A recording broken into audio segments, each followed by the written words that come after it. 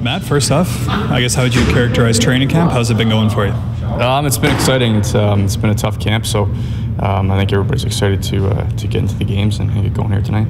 In the preseason, obviously, some of the structure, some of the systems, it's a little bit all over the place with AHL players, junior players, NHL players all in there. What did it mean to you to be able to contribute offensively in the last game, and then how did you feel in your preseason action?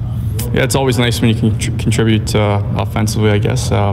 But I think the main thing and the main message we have here at this camp is we want to be a better defensive team. So I think it's something we're striving for every day to get better at, and we're looking forward to trying to do that tonight.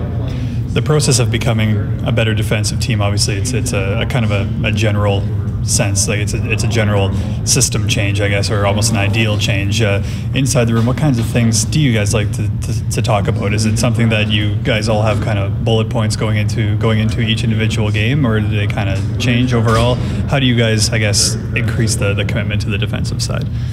Yeah, I think there's, obviously there's the systems in place, and all the guys know that. But I think it comes down to just working together and really being committed as a five-man unit out there to keep pucks out of our own net. And if everybody's pulling on the same rope at the same time, it's going to be a lot better for us down the road. The increased communication is probably something that's just as important with, given, like I said, the different rosters that you're kind of facing in preseason games.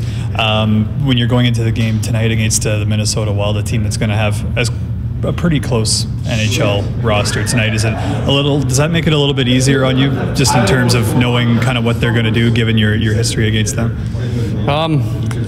I think as camp goes on, obviously there's a lot more veteran guys that get back into the lineup, especially in the preseason games. So I think it's exciting because it's a good challenge to see where we're at, and it's a good game to see where things are going for us. So we're excited to get to Mini and get going.